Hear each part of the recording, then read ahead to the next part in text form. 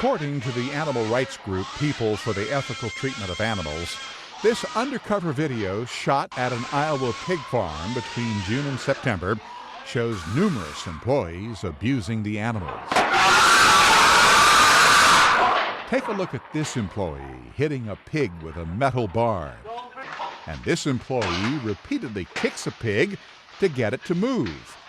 PETA says these sorts of abuses are widespread at U.S. pig farms, but a spokesman for the trade association that represents pork producers disagrees. I'm a pork producer's daughter. I'm also a swine veterinarian. After spending my entire life in this industry, I can say that those are not typical actions, that our producers are interested in the well-being and the care for their animals. Local records indicate the farm is currently owned by Momar LLP, a supplier of Hormel Foods, the maker of Spam and other food products.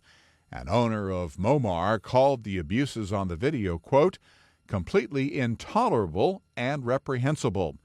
And a spokeswoman for Hormel said the abuses were, quote, completely unacceptable. At the end of the day, each and every one of my producers has a moral obligation to do what's right for the animals, and we want to do that.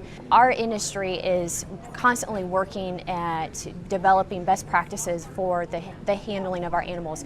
PETA says it hopes the video will pressure Hormel to demand that its suppliers ensure humane treatment of pigs. It's also sending the video to authorities in Iowa, hoping the offending employees will be prosecuted for animal cruelty. Ross Simpson, The Associated Press.